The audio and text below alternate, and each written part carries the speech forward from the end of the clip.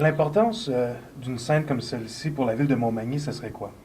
Moi, la scène, c'est un élément.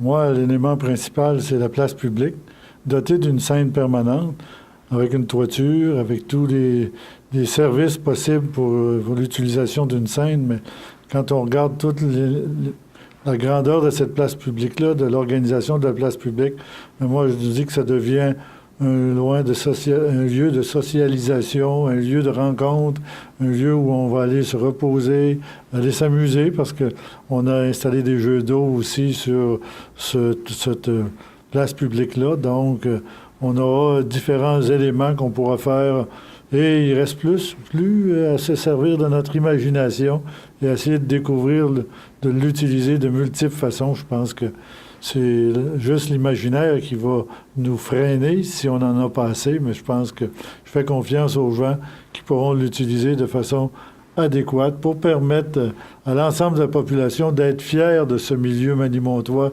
Je pense que quand on regarde ce périmètre-là, tout ce qui a été fait, marché public, bibliothèque municipale, là, la place publique, et en arrière de ça, le parc de la mairie qui éventuellement, on va essayer de réaménager et ça sera un lien avec le circuit des Trois-Ponts.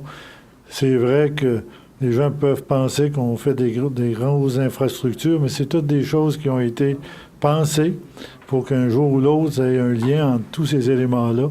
Donc, la place publique dans une municipalité, ça devient quasiment un lieu essentiel de rencontre pour que les citoyens puissent se côtoyer, échanger, aller s'amuser, aller écouter, aller lire, parce que la bibliothèque est à côté. Ça servira... Les jeunes pourront aller s'amuser pendant que les parents pourront lire. Je pense que c'est pour toutes les générations, les plus jeunes comme les plus âgés. C'est pensé en fonction de l'ensemble de la population. Est-ce qu'on pourrait dire, dans le fond, que ça pourrait même convenir à l'atteinte de l'objectif 15-30? Bon, c'est définitivement, parce que tout ce qu'on doit faire comme municipalité, c'est se distinguer par rapport aux autres pour attirer des gens à venir habiter chez nous. Je pense que tout le monde, là, a l'eau au robinet, peut à la chasse de toilette, il y en a tout ça. Mais qu'est-ce qui fait on est différent des autres? C'est qu'on a certaines caractéristiques qui sont pas nécessairement qu'on retrouve pas nécessairement dans d'autres localités, qui plaisent à des nouvelles familles parce que c'est un lieu paisible, un lieu où on peut se reposer, puis on a un centre-ville tout à fait formidable. Quand je vais à Montréal, moi, il y a des gens qui disent « Comment ça, vous faites pas de publicité sur votre centre-ville, M. Desrosiers? On est tellement bien avec des petits restos, c'est cool, c'est tranquille. » Je lui dis « J'aime ça que vous me le disiez parce que c'est souvent dit par des gens qui viennent de l'extérieur. Mais je pense que quand on arrive de l'extérieur, faut être impressionné par ce qu'on retrouve dans une municipalité. Mais la caractéristique, c'est qu'ici, on va retrouver des choses qui sont regroupées et qui sont différentes d'ailleurs, qui vont permettre aux gens d'être fiers de leur qualité. Quand on est fier de son milieu, on est aussi très attaché à notre milieu. Si notre milieu ne nous rend pas fiers, ça ne nous fait rien de changer d'endroit et d'aller habiter ailleurs. Mais je pense que moi, je veux que les citoyens manimontois soient extrêmement fiers de leur milieu puis qu'ils le partagent avec leurs amis, leurs parentés. Invitez du monde, venez leur montrer qu'est-ce que vous avez de beau chez vous. Puis ça va compléter ce secteur-là. Et le bâtiment résiduel, qu'est-ce qui va en devenir avec lui? Oui, on est en négociation avec des organismes. Il y a les communications régionales et la SDE qu'on veut déplacer à l'intérieur de nos locaux.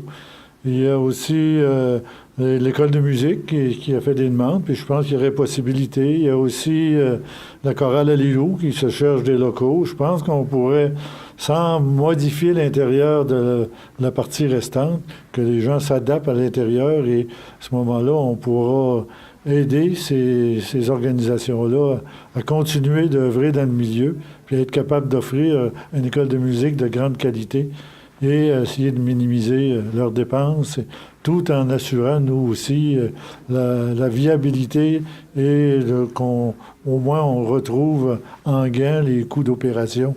Nous, on n'est pas là pour faire de l'argent, on est là pour rendre des services aux citoyens en autant qu'on est capable de récupérer les sous qu'on investit. Et le projet est censé être terminé au mois d'août. Est-ce que vous avez confiance que les travaux vont pouvoir se faire à temps pour le festival Ah, d'accordéon? mais tout à fait, parce que ça a été, ça faisait partie de la décision quand on a rencontré les architectes, les ingénieurs. La planification est faite pour finir. Moi, je dis que 15 jours avant le carrefour de l'accordéon, on va être assuré que ça va être prêt. Puis, il faut toujours garder notre objectif parce que si on a des craintes de ne pas l'atteindre,